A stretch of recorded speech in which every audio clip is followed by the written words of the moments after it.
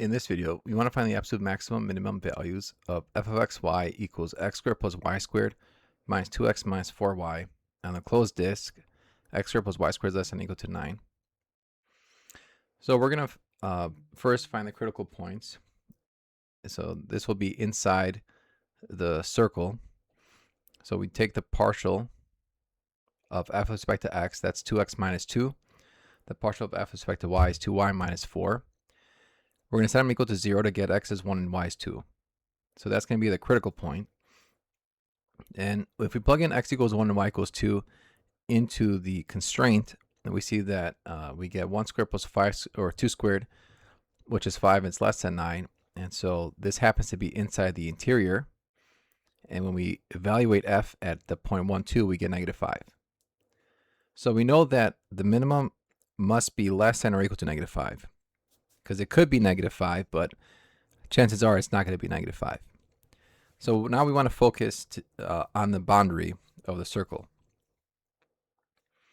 So on the boundary, it's x squared plus y squared equals 9. And recall that f was x squared plus y squared minus 2x minus 4y. So x squared plus y squared gets replaced with 9 since we're on the boundary. So then it turns into 9 minus 2x minus 4y. So what this comes down to is either maximizing or minimizing negative 2x minus 4y, or 2x plus 4y. And then subject to the constraint that we're going to be on the boundary, so that's x squared plus y squared equals 9. So we can use the Cauchy-Schwarz inequality and represent this as two vectors. So 2x plus 4y could be the dot product of 2 comma 4 and x comma y, which that is less than or equal to the magnitude of 2, 4 and the magnitude of xy. So the magnitude of vector 2, 4 is just going to be 2 root 5, and the magnitude of xy is 3, since we have x squared plus y squared equals 9, and we take the square root of both sides. That's going to be 3, which that represented as the magnitude of x and y. So then if we just plug it in, this we said is 2 root 5, and then this one is 3. So 2 root 5 times 3 is 6 root 5. So we know that 2x plus 4y is less than or equal to 6 root 5. And the equality happens in the direction of 2, 4.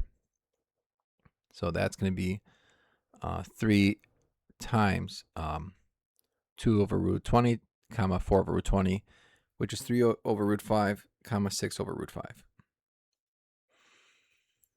So the maximum is 6 root 5, and then the minimum will just be the opposite of that, is negative 6 root 5, which occurs at